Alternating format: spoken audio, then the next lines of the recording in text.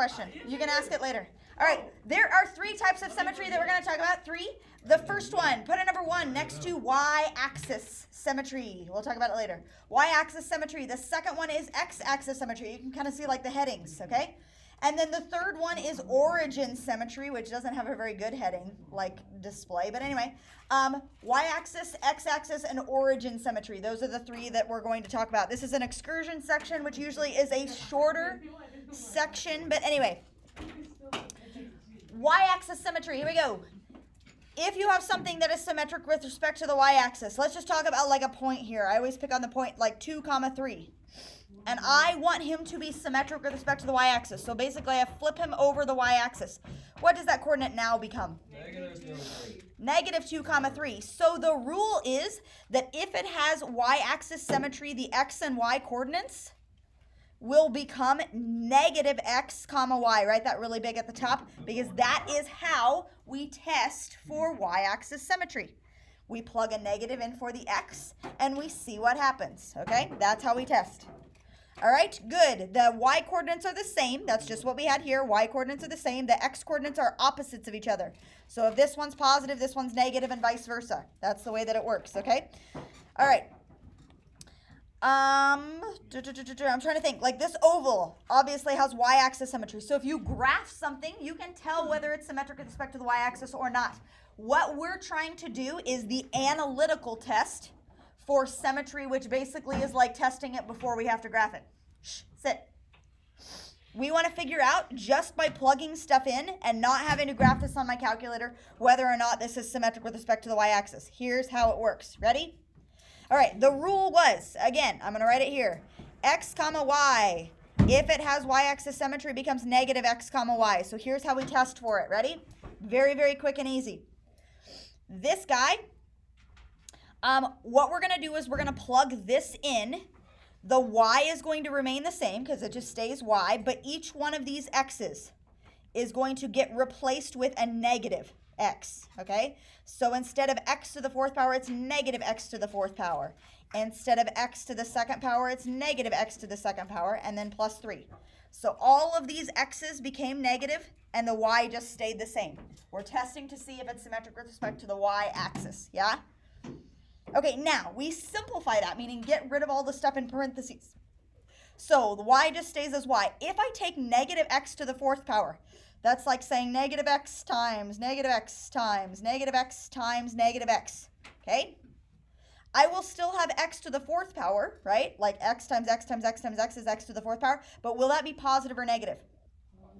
These two become positive, these two become positive. If it's an even number of negatives, it becomes positive. So this will just switch to x to the 4th power, right? If I plug a negative x into the 4th power, it's going to become a positive number, right? Okay, minus 5. If I take negative x and square it, it will become positive x squared, right? And then plus 3. All right, this is what I get when I simplify. All we need to do now, after we've simplified, is compare it to the original. Compare. Is it the same as what the original function was? Yeah. Yes, like all the positive negatives are exactly the same. So, yes, y-axis symmetry. If it is the same as what it was originally, it does have y-axis symmetry. Does that make sense? Yeah. Y-axis symmetry. There you go. Okay, good, good. That's y-axis. Okay, x-axis symmetry is the next one. Can I go down? No. X-axis symmetry. All right, I'm going to pick on that point 2, 3 again.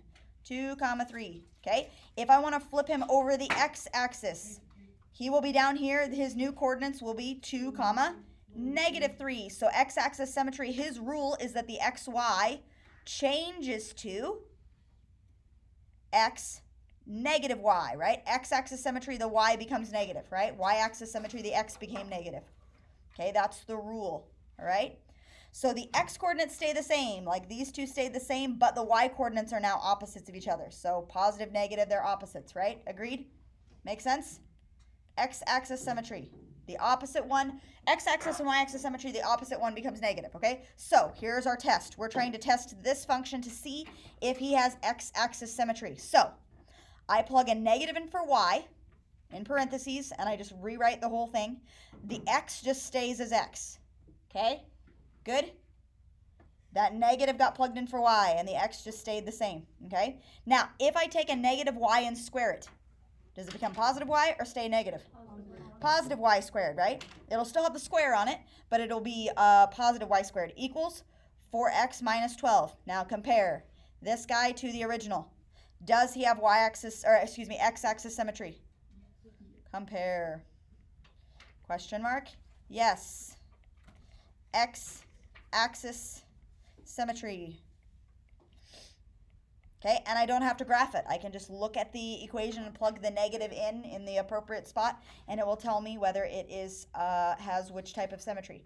Okay, now let's go back to y-axis symmetry. Let's test to see if this really quick has y-axis symmetry. Okay, so if it has y-axis symmetry, I leave the y the same. So y squared equals 4, and I will plug a negative in for x, right? Okay, I'm just adding to this. They didn't actually have us do this, but I'm going to test for x-axis symmetry, or excuse me, y-axis symmetry. Y squared stays the same. What's 4 times negative x? Negative 4x minus 12. Okay, now compare. Is this guy the same as what he was originally? Is that the same? What's the matter? What's wrong with it? The 4 is now negative. So this does not have y-axis symmetry. Does that make sense? Not y-axis symmetry. Yes, x-axis symmetry, but not y-axis symmetry. So do you see how it fails, right? Okay, so that's how you test analytically. I don't even have to graph it. I can just test it using like plugging in negatives and stuff. Good? Yeah? What's that? Do you have a box, like a plug-in box for the charger? Charger cube? Sure of that. Yeah, behind my desk. Just grab whatever's back there. Okay, origin symmetry. Origin. What is the origin, by the way? What's the origin mean? Both x and y. 0, 0. This is actually x and y axis symmetry at the same time. X and y axis. Okay, so I'm going to pick on my point 2, 3. 2, 3. Origin symmetry would put him like down over here. It's basically as though I flipped him down here and then flipped him over. Or I flipped him over and then flipped him down, right? Either way. I'm going to get to this spot, okay? So it's kind of like x and y axis symmetry. It's symmetric with respect to the origin. It goes through the origin. What is the coordinates of this dot right here? Negative 2, negative 3. So the rule is 2, 3 becomes negative 2, negative 3. So if I'm doing origin symmetry, I'm going to write it down here. The x and the y change to negative x, negative y, because it is a combination of x and y axis symmetry at the same time. So you do negative x, negative y. Happy with that? Origin symmetry. Okay? Both of them become negatives. X and y axis symmetry, you do a negative for the opposite. Origin symmetry, since it's a combination of both, you do negatives for both. All right, so origin symmetry. Verify that this is symmetric with respect to the origin. Now, when you are doing origin symmetry, you may end up with funny business. Funny business. Beware of funny business. When you're doing origin symmetry, beware of funny business. I'm going to show you what funny business is.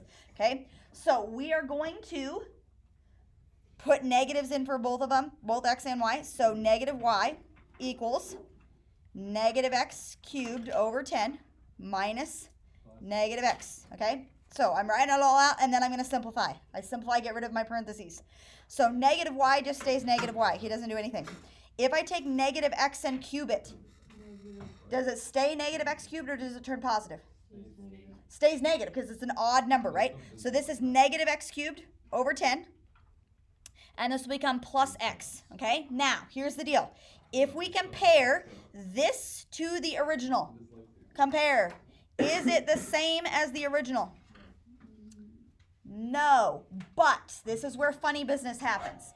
When you do origin symmetry, okay, one thing that I'm going to look at is the 3 pieces that I have. You see the 3 pieces, y and this guy, right? I want you to divide all 3 of those pieces by a negative 1, which basically flips the sign, right? If I divide by a negative 1 on all of them, the y is going to switch back to positive. That x cubed over 10 switches to positive, yeah? And the x switches to minus x. If I divide everything by negative 1, now let's compare.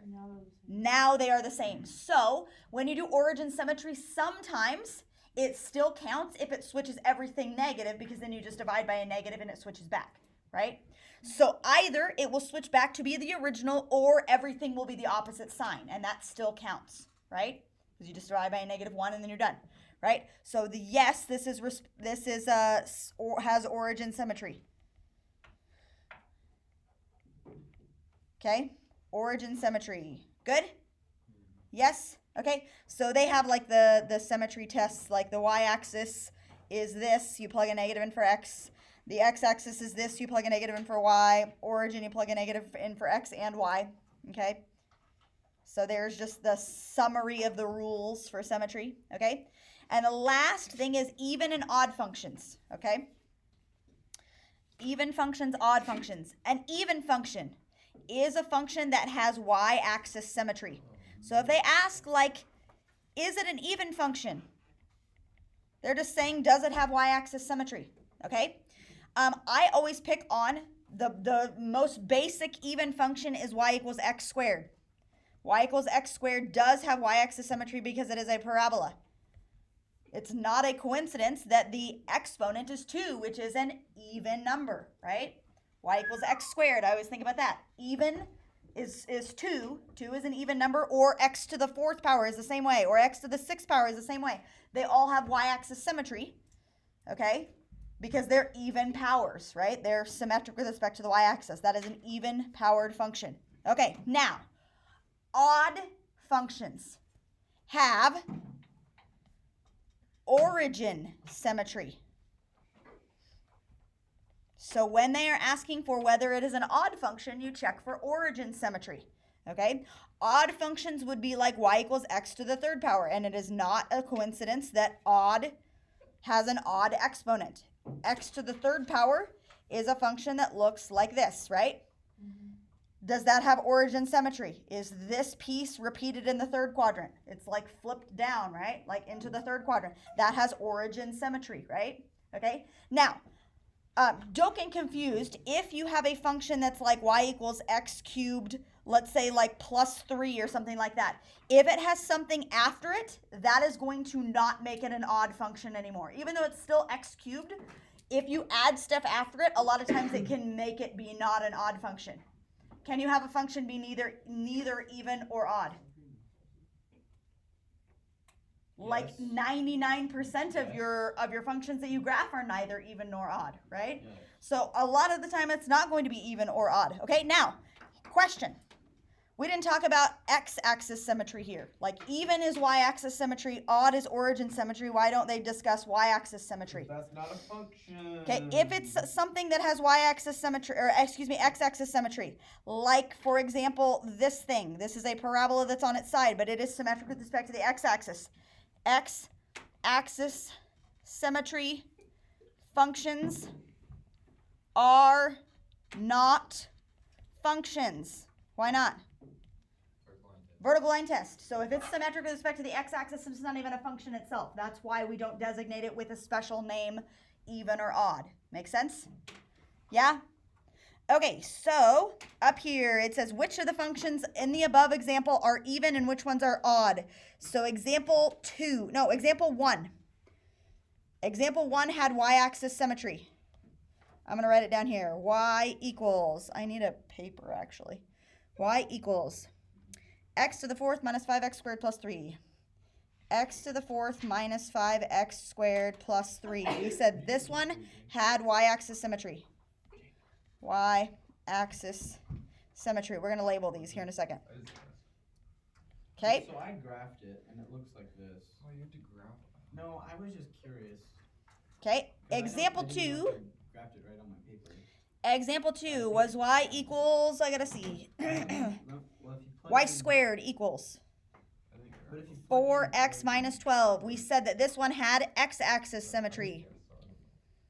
Because I don't think it can have origin. Because it. Okay. if you plug in- Example 3, the last example, Is that what the graph is? was the function, this one right here, y equals x cubed over 10 minus x. Y equals x cubed over 10 minus x. And we said that this one had origin symmetry. Okay, that's the summary of what we did up above. Example 1, example 2, example 3. Which one of those three is an even function? The first one. The first one. This is even function. Even function. Okay. Which one is an odd function? The last one. The last one, odd function. Okay. What's the middle one? No. Neither. It's still, well, I guess it's not a function because it has x-axis symmetry. So it is neither even nor odd. Okay. But when they ask for even and odd, you're just doing x-axis symmetry, y-axis symmetry. Good? There you go. That's it. Can you That's look all of at it. number 3?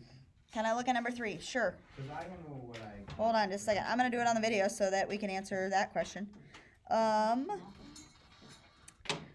Let's see where I find it. 3, 4a. Here we go. This one. Number 3. Example 3. Oh, that one. I got x-axis for that one. Graph the equation and state whether the graph has symmetry. If so, is it symmetric with respect to the x-axis, y-axis, or origin? What does it look like if you graph it? Like this thing. If you graph it, it looks like that. Well, It's like it has acid. well, No, I just graphed it. that one's not going to be any of them. This one's neither? That one's not going to be. Oh, no, it's going to be origin symmetry. That's what I thought. It's going to be origin symmetry. That's what I said. Yeah. I don't know what it looks like, but that's like, probably origin when you symmetry. plug in negative x, negative y, it doesn't work. Now, here's the deal. Negative y equals, okay, It would cubic be- root of negative x Over just and then square. negative x squared, right? Uh-huh. That negative will stay on the y, okay? This negative will come out of the cubic root, right? Maybe I did this right. Okay? And this x squared will stay negative x squared. Now, Luke, if all three pieces there would become negative, this is technically positive. So you But isn't only the bottom want positive? the top or the bottom to change to be negative. Does that make sense? Then you Like if multiply that by this was negative. this was negative, this was negative, this was negative, this is technically positive over here. Right? Oh, so that whole thing is negative. That whole thing is negative I was- because the top 'Cause is I was negative. thinking- I put the negative on the inside of the square root. Yeah, but it can come out. Like Okay. that's what it would do is to come out of the parentheses, out of the square root. Yeah. So this is now negative, this is now this is now negative, this is now negative, which is the opposite of this, which still is origin. Yep. So this one has origin symmetry. There you go. Or if you graph it, I don't know what it looks like, but anyway, it has origin Okay, can you symmetry. look at number 2? Okay, 2, Yeah. 2. Oh. Would you just foil it? It's not. It's just like a. I mean, you 6x could. 6y plus 9. Did you just graph it? What it looks like? I just foiled it. Oh yeah, you're right. And it's just a. It would just. Right. it would Okay, just be a so y quadratic. squared minus So it would just be a- 6y plus 9. It would equals just be x. Y or x-axis symmetry. It would be. 'Cause it Do I would- have to Are you draw sure? graphs? Yeah, that's Yeah. what I was asking. Do I have to draw it on the paper? No, just graph it on your thing. I didn't even do that. On our calculator. You don't actually have to plug the things in for these, Luke. Just graph it on your graph. Oh, except number 2, you can't graph though. How do you graph that? You boil it. That's what I. Well, so that's just a quadratic, but sideways. Mm-hmm. So if you plug it in for, if you say you do that for x, say you put in x squared. Like you would, if you're trying to solve for y, you would take the square root, right? Plus minus. 6x. So y minus 3 Plus equals 9. plus minus square root of x, yeah? Graph. And then plus 3. So plus minus square root of x plus 3 equals y. That's what he would look like. That's what he would look like. Okay, but the plus 3 is moving him up 3. So really, he is a sideways parabola but moved up 3. 1, 2, 3. Here he is, like this. That's what he actually looks like. Does that have x-axis, y-axis, or origin symmetry? Neither. Neither, because it's shifted up 3. Like this part up here is bigger than this part down here. So this is a none. Does it give you the option of none? No. It says. Oh, graph the equation and state whether it has symmetry. So some of them may not. So this has no symmetry. Okay, now you can see that by like if you were to FOIL it out, right? And you plugged a negative in for y, this one would turn back positive, but this one would switch sign because Yeah, it doesn't that's turn back what I positive. thought. So that's going to throw things off. So this is a neither one or a none. No symmetry there. Okay? Good? Good, good? All right, there you go. That's what I have. Goodbye, people in the video.